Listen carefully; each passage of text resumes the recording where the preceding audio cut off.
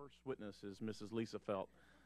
Mrs. Felt is the Deputy Assistant Administrator of Solid Waste and Emergency Response in the U.S. Environmental Protection Agency. This office develops guidelines for the land disposal of hazardous waste and underground storage tanks. Mrs. Felt, you will be recognized for 5 minutes. Thank you, Mr. Chairman and members of the subcommittee. As you indicated, my name is Lisa Felt. I'm the Deputy Assistant Administrator for the U.S. Environmental Protection Agency Office of Solid Waste and Emergency Response. Thank you for the opportunity to testify today on EPA's coal combustion residuals. I'll try to stay away from the acronyms, regulatory development activities. I will summarize my testimony, but I ask that my entire written statement be submitted for the record. Let me start by saying that we understand there are differences of opinion regarding how to regulate coal combustion residuals, or CCRs as we commonly refer to them. I can assure you that we want to strike the right balance. We want to get this right. We must base our decisions and foundation in the law and the science. We must provide protection to human health and the environment in a way that also takes into account the significant environmental and economic benefits of beneficial use of CCRs, or coal combustion residuals. EPA Administrator Lisa Jackson has indicated her support for continued safe beneficial use as we evaluate CCR regulatory options for safely managing the disposal of the coal combustion residuals in our rulemaking effort. We seek a national dialogue on EPA's proposal for addressing the risk, as we do in all our rulemaking efforts, for addressing the risk of managing CCRs under the Resource Conservation and Recovery Act. During the development of our proposal, Administrator Jackson and Assistant Administrator for Solid Waste and Emergency Response, Maddie Stanislaus, met with representatives from the states, from businesses, including those who beneficially use CCRs and are on your some of them on your next panel, and many environmental groups, as well as local communities, including in a good faith effort to help get the data and information needed to strike the right balance in our rulemaking effort. We want to ensure that our ultimate decision, and let me say our ultimate decision, we have made no decision yet, is based on the best available science and data and is taken with the fullest possible extent of public input. While our efforts are underway, I am mindful of the importance of allowing the rulemaking process to run its course, of waiting for the expected wide range of public comments, and not appear to prejudging the issues associated with this complex rulemaking. Therefore, I may not be able to answer all the questions you have to me, so that we allow that process to continue. Regarding EPA's proposal, we have two alternative regulatory options and are currently taking comment on a wide cross-section of issues. I would like to stress that under both regulatory approaches proposed by EPA, the agency would leave in place the current exemption for beneficial use of CCRs, and thus would not alter the regulatory status of CCRs that are beneficially used.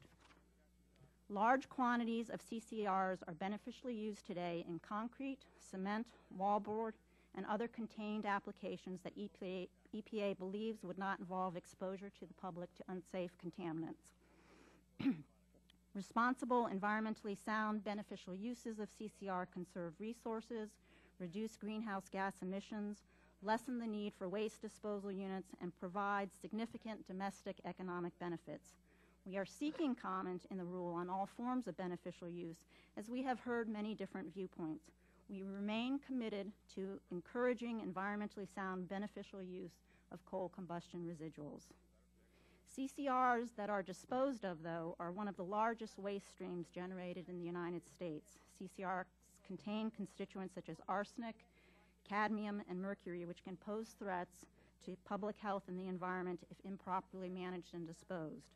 Thus, proper management of these waste streams, not the beneficial use of CCRs, but the waste streams that are disposed of, is essential to protecting public health and the environment.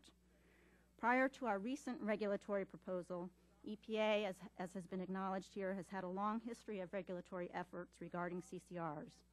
In May 2000, EPA issued its regulatory determination that CCRs did not warrant regulation as a hazardous waste under Subtitle C of RCRA. EPA also concluded at that time that federal regulations as a non-hazardous waste under Subtitle D of RCRA was appropriate. With respect to beneficial uses, EPA determined that the beneficial use of CCRs did not pose a risk that required federal regulation. Since EPA's May 2000 determination, we have continued to gather additional information that supports the need for regulation of CCR disposal. The catastrophic failure of the Tennessee Valley Authority surface impoundment retaining wall in Kingston, Tennessee in December 2008, and the release of more than 5 million cubic yards of coal ash to the Emory and Clinch rivers and surrounding areas has highlighted this issue for all of us. EPA determined that regulatory efforts had to be designed to also prevent future catastrophic releases, as well as preventing other types of environmental damage associated with the disposal of CCRs in landfills and surface impoundments. As I mentioned before, EPA's proposal issued on June 21st of this year includes two options.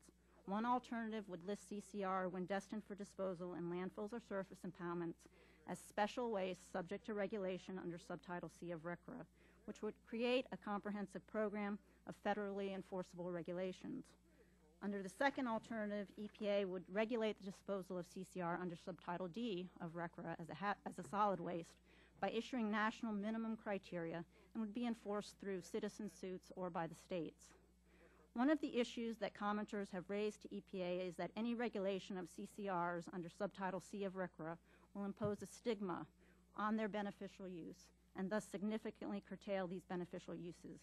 EPA has questions regarding this assertion and stated in the preamble to the proposed rule that if Subtitle C of RCRA was selected as the regulatory option, the management and disposal of CCRs would become more expensive and thus beneficial using CCRs would become attractively economically.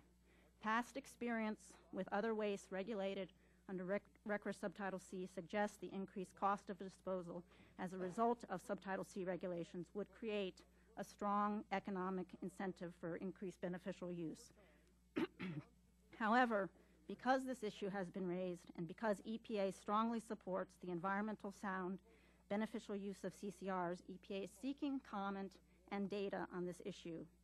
In closing, I want to assure the members of the subcommittee and all of the witnesses appearing here today that EPA takes the concerns raised about the risk to human health and the environment, the potential impact on businesses large and small, on beneficial use, and a host of other issues regarding our CCR proposal. Thank you, Mr. Chairman. That concludes my prepared remarks. I'll be pleased to answer any questions you or the subcommittee members have.